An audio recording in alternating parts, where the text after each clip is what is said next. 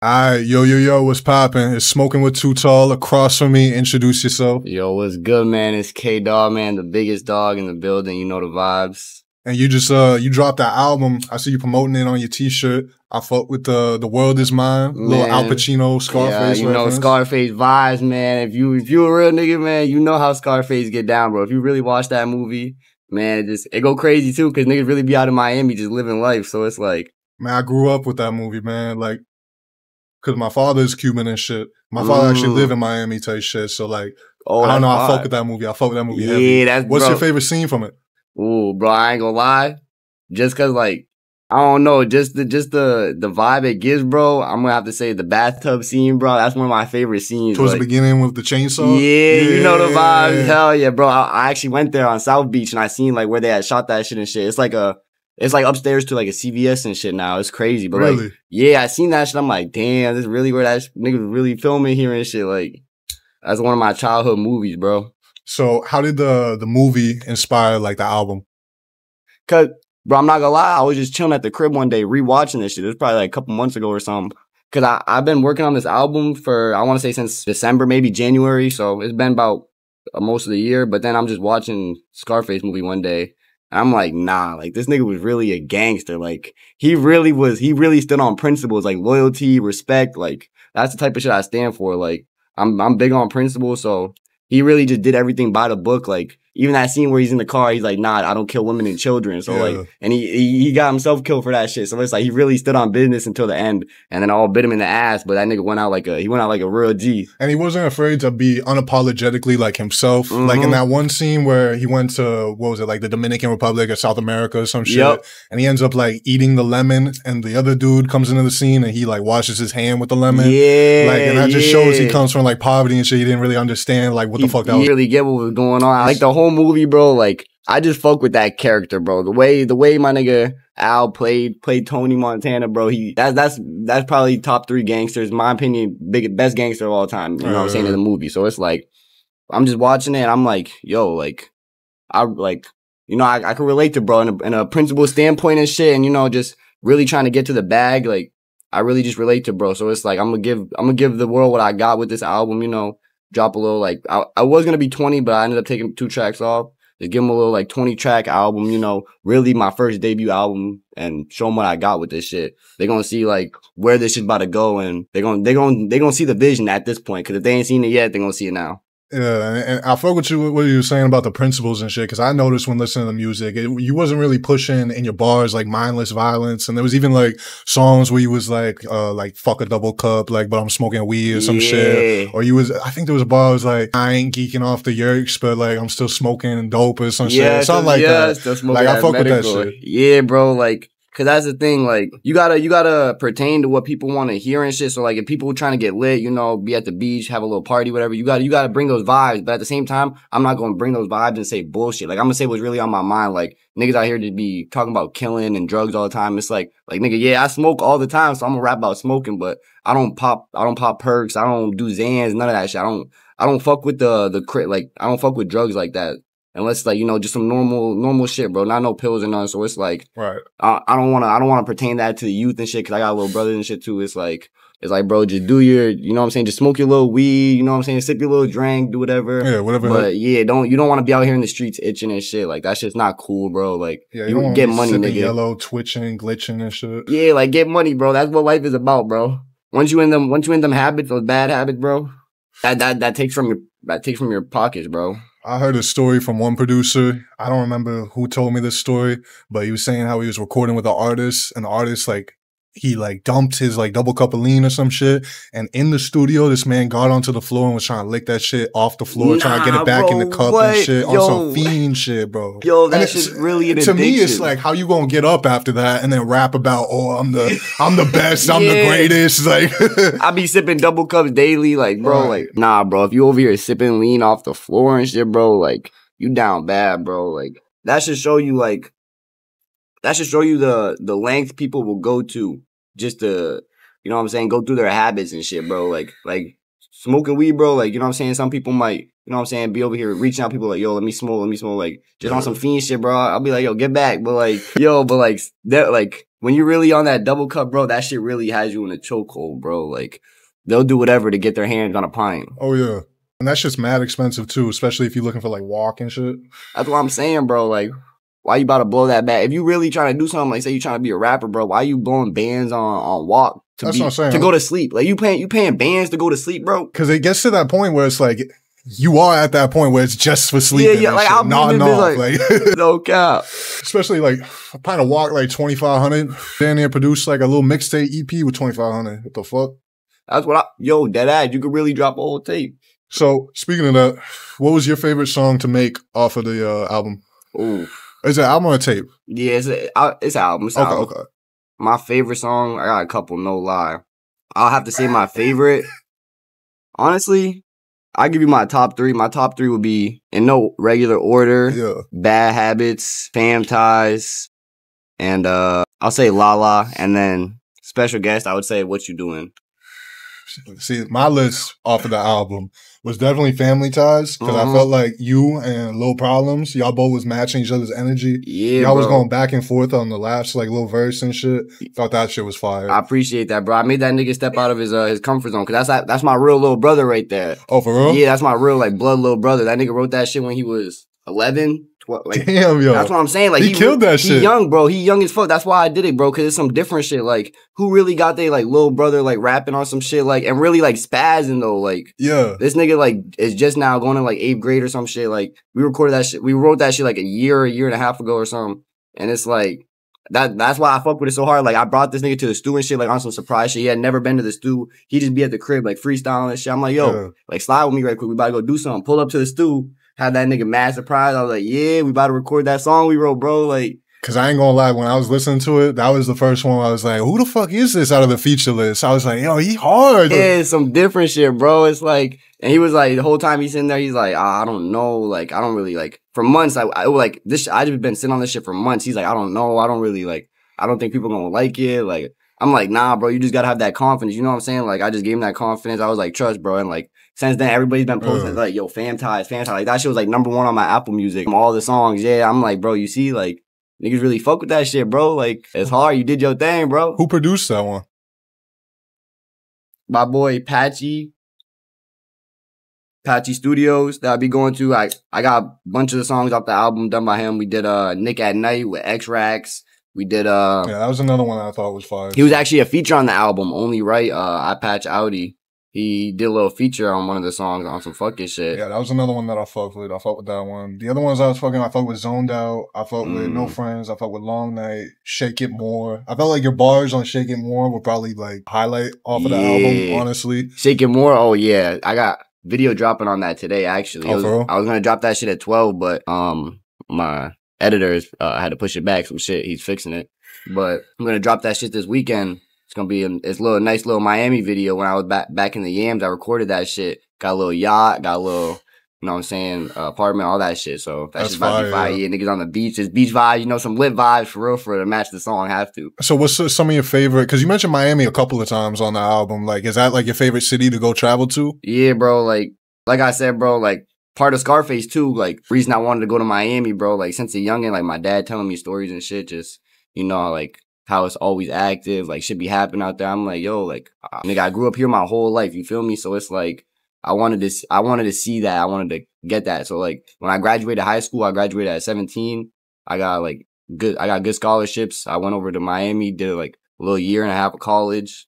I was fucking with that shit, you know, like just not the college itself, but being out there, like outside of school, bro, you can have so much fun. It's like, damn, I want to be out here and like not focus on school, bro. So like, I'm just back here working right now and doing what I gotta do, doing this music shit. And the goal is to be back out there soon as fuck. Yeah. Soon as fuck. Within the next couple months, bro. And I just be going back and forth. Like, I'll be out there for a few months. I'll be back out here for a few months. And it just be switching. Yeah. That's like, I call Miami my second home, bro. That's like my second home for real. And I feel like down in Miami, Orlando, that whole scene, it's like, compared to New York, like a studio in New York's gonna cost mad bread, but like in Miami, it's like a reasonable middle of the ground type of way. It's not crazy. For Miami, it's not crazy. That's what I'm saying. You would think in Miami be a little bit more type shit. It's but not it's for Miami. decent. It's crazy. Yeah, like it's not crazy at all. You right by the beach, bro. Like, bro, there's so much motion out there. Like that's why I love it, bro. Like that's really why I started my rap career, bro. I went out. Like, cause bro, I've been writing since I was 13, 14, but I never once hit the studio. I never once did music cause I never had the confidence. That's why I gave that shit to my brother. Cause it's like, I was just that little kid who was just, you know, just kept my head in the books, did what I did. But then it's like, they started hearing me freestyle and shit. And like, when I went to college and shit, like, motherfuckers would hear me. They're like, yo, like, we really got to get you in the stew, bro. Like, yo, like, my cameraman actually, 15K, who's doing the Shake It More video. He's the one that really every day was like, yo, we need to get you in the stew, bro. We need to get you in the stew. And he's a videographer and photographer. Yeah. So one day, we didn't even know no stews out there because we didn't know the area. So boom, one day he fucking, he goes to shoot some other rapper, my boy AJ Banco. Shout out AJ. Yeah. Fucking pull up. We go to the stew session with him, and I'm just sitting there in the stew, and I'm like, nah, like this is a vibe. This like I'm trying to be here, like and record myself. Like that was my first time in a real stew. So after that, that's really when I started hitting the stew. I recorded my first song, Suave. And then, yeah, like, I really just started going with this shit. Niggas was fucking with it. I just was like, fuck it. I'm gonna give people what they fuck with. Around what time did you do that, where was it? That Real Talk live performance? Because I noticed in the description it said that was in Florida, right? Yeah, that was my first performance. That was a year after I got in the stew. I started getting in the stew 2022, February, March. It was spring semester of college. And then the next year, when I went back out, I did that Real Talk performance. Yeah, and I want to say it was April. It was April. I did that shit the next year. So a year later, I had my first performance. It was out in Fort Lauderdale at some club. That shit was pretty nice. It was packed in that bitch. Mad people pulled up. Yeah. It was my first performance. It was like one of those stages where you're in the middle and everyone's around you. So it was like just mad people around me. You know what I mean? Like, and it was my, like I didn't know how to feel. I was like, fuck it, bro. Like, that's my first performance. Like, I never really been on stage. I just put on my shades, bro. You know what I'm saying? When I got the shades on, bro, I'm in that zone. Like, that was one of the questions I had too, was like, what do you mentally think when you're performing? Like, what's your mentality when you are on stage and work in a room and shit like that? Like, cause I never was that person to be in front of people. Like, I just be out the way, but it's like, right. you know what comes with this rapping shit. And it's like, at the same time, I want to do it. So it's like, fuck it. Like, I just put on the shades, bro. Cause like, you know, niggas got glasses, you know what I'm saying? Like, I gotta see. So it's like, these ain't prescription. So when I put these on, and it's dark as fuck in that club or in that like arena or whatever, man, it's like I'm blind as shit. You feel what I'm saying? Like, I'm blind as shit for real. Right. So it's like, I'm really just, I could see, like, I could just see the objects, the shapes and shit. Yeah. But I'm really just feeling like I'm in my room or some shit. I'm in my car, like, just jamming out, like, just turning up. Cause that's what I do. Like, I'll be riding around dolly in the car, just smoking my little spliff, just turning up, full volume, just riding down the street. Like, I'll be in the crib, just music on the TV, music on the speaker, just, like, it don't matter. Like, I get lit. Dolo, I get lit with my niggas. So it's like, when I just get on stage, I just feel like I'm in that zone. Like, it's like, I bet. I'm just about to rock out. Like, you know what I mean? Like, I don't even need to take a shot or nothing. Like, I just get lit. So who were then some of the people that you were listening to when you were younger and shit? Like, who are some of your musical inspirations? When I first started getting into rap, the first three niggas that I listened to for real, was XXX, NBA Youngboy, and A Boogie. Those were the three niggas. It was about 2016, 2017 when I really started, like, making my own playlists and shit. Like, before I would just listen to music, like, whenever, like, YouTube, whatever, like, Pandora, when I was a little ass kid. But then it was like, nah, like, I really started, like, going and, like, finding these niggas' music and, like, making playlists and, like, listening to them every day type shit. And it's like, it's funny because it's all different vibes too. Like, you got NBA Youngboy and then you got X, but it's like, that just shows you could be great in your own way, like, the versatility, like. So it's like, that's why I just be myself. Like, I don't try to pertain to saying those certain lyrics, or I don't try to give a certain vibe. Like, I just give the vibe that, like, I hear a beat, I give the vibe that I feel. Like, I just do. You deliver it in a way that you would deliver it. Yeah, exactly. Like, and I just from listening to so many different people, because after that, I just started exploring music. Like, I just really started, like, digging into, like, ground, like, everything. Like, from fucking Uzi to, like, even now, like, I still be doing the same thing. I still just go and look for like underground artists and like artists coming up, because it's like those are the one artists I really fuck with, because they be putting in the most work. Because once you make it, like, you know what I mean? Like, I feel like artists start to settle down, relax. Right, because like, that's just the nature of the game. Yeah, just drop more. Like, I wouldn't say the stuff they drop gets worse or none of that, but like, you know what I mean? They put more time. It's not like the rent is due no more. Like, you know, exactly. they're not rapping like the rent's due no more. So it's like they're not hungry. Yeah, then people coming up, it's like they're gonna deliver that like in damn near every song, or they're gonna try to give you that every time. Because they have to. Mm-hmm. I fuck with X heavy too. He's a big reason. That's what I'm saying. Because I really was listening to him before he was coming. Before like everyone started listening. You know what I mean? Like, because then at one point it became popular to listen to him. That's when I stopped listening to him as much. Because like, you know what I mean? It just like there became like the memes and it got kind of corny. And, like, yeah. So it's like I kind of like. What were some of the older songs that you was fucking with that made you like gravitate to him? Shit, bro. Oh my. I probably heard all of them, honestly. Yeah, bro. Fuck. There's everything, bro. I spoke to the devil in Miami. Oh my god. Like, that's a really good one. Yeah, like fuck. Don't even get me started, bro. Everyone dies in their nightmares. Fucking Jocelyn Flores. Look at Me, of course. That's a classic. You ever heard Wing Ridden Angel? Nah, I don't think I heard that one. That's a good one. Definitely check that one out. Yeah, I'm gonna have to check that out. What? I don't think I heard that one. That's like a really old one. Off his SoundCloud shit. Tight shit, yeah. Sipping tea in your hood. Yo, I know I'm forgetting so many right now too. It's sad. Nah, that's the nature of it. It's been years too. You know I haven't heard them shits in so long. But yeah, me neither. Nah, like, cause he did everything. He had Sipping Tea in Your Hood, and then he had fucking Jocelyn Flores. Like two completely different vibes. He'd have like rock songs and then like a reggaeton song, like all types of shit. Yeah, he did have that reggaeton song. Yeah, that one with Lil Pump and shit too. He did shit with like Tory Lanez and all that shit. Yeah, he had some different shit. Yo, speaking of which, not speaking of which, but whatever. I peeped that you did a show with Busy Banks at Rhode Island. Tell me how that came about. That was like a year or so ago, right? Yeah, that was last November. I was looking to do shows because I did one or two I did one by then, and I was looking to do more. No, I did two because I did my second show at Jewel nightclub. Yeah. And then so I was looking to do more shows. And I ran into Vaz and DJ Jukes. They be promoting and they be doing clubs out in like Rhode Island or like Boston. Like they be having like Jay Critch. And they do one with Bobby Shmurda. Yeah, they be having everyone. Nardo Wick. Like they got one with G Herbo coming up. Like so they be doing some crazy shit. So like I ran into them and then niggas reached out to each other and I peeped. They were like that. They had a couple at that point. They had an OT7 Quantity one. Like. They had some hard artists. They just had a Cash Cobain one and shit too. So I was peeping, and then I seen they had that one.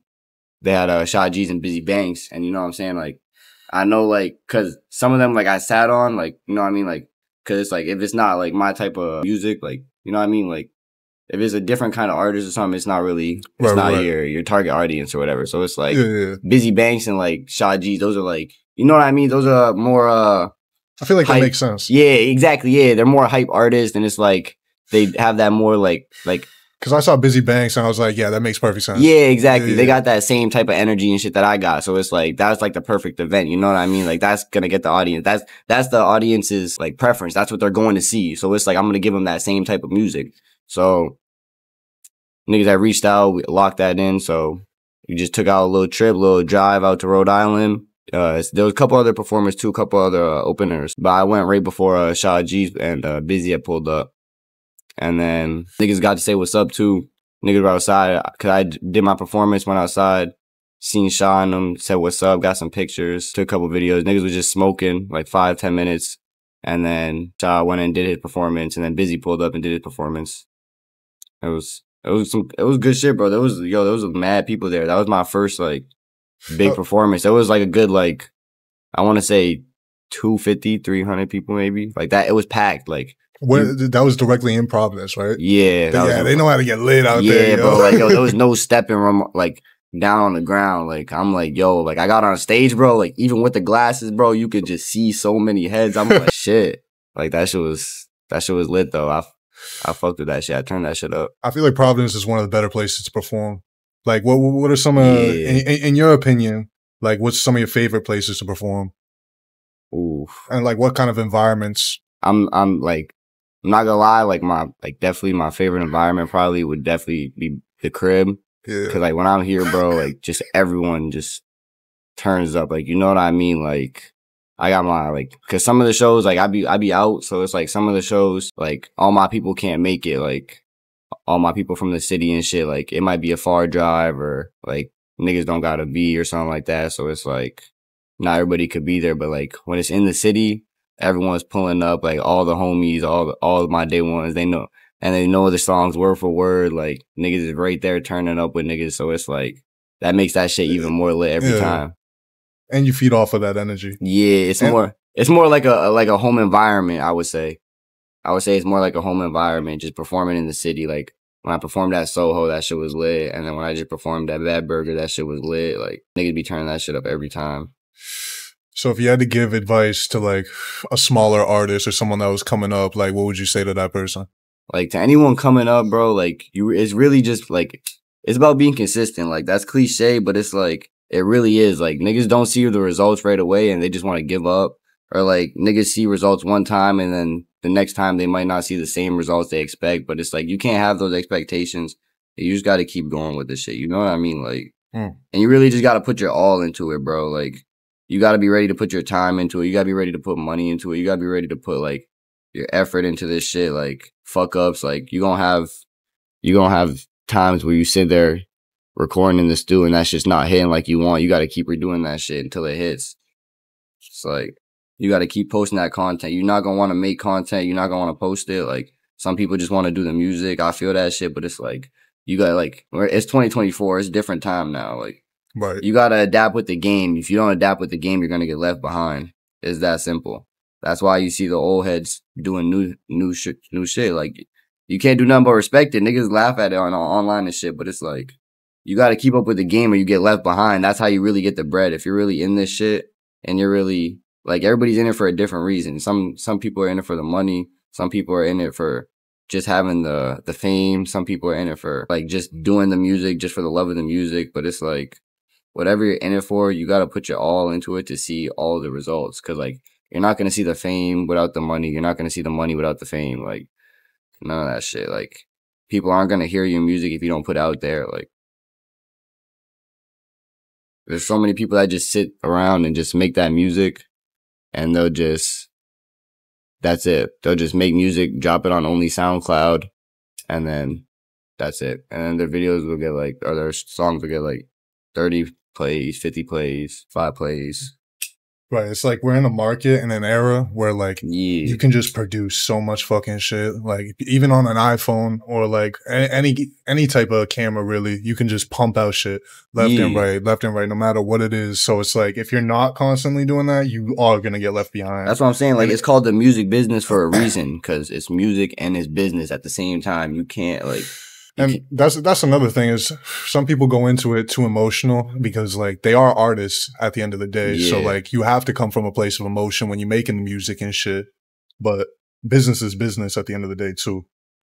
Yeah, you gotta be ready to do both or you're not gonna see it like much success. That's just how it works. That's what I've learned. So what's your long-term goals in the music industry? Have you ever thought about it?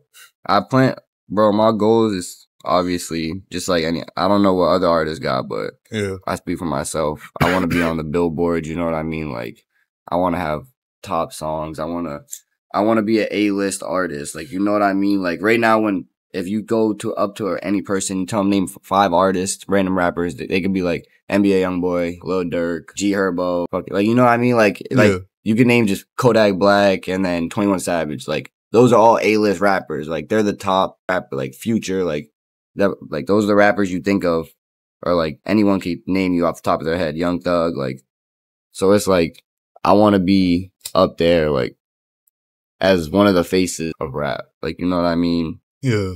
I wanna be known. I want to be doing big performances, big stages. I want to walk out on stage and just see like thousands of people there just knowing my songs, like singing my songs word for word. Like that would be so tough to me. Like it's really, cause already like when I just go and I just see people like fucking 20 people, 30 people, like just singing my songs, like just knowing my shit, like that shit is already like a good ass experience to me. Like, it's just a great feeling. Like knowing that people fuck with the music that I make and like are just there vibing with it, just like me type shit. Like they get that same feeling. Cause that's all music's about. It's like, it's the feeling. It's how the music makes you feel.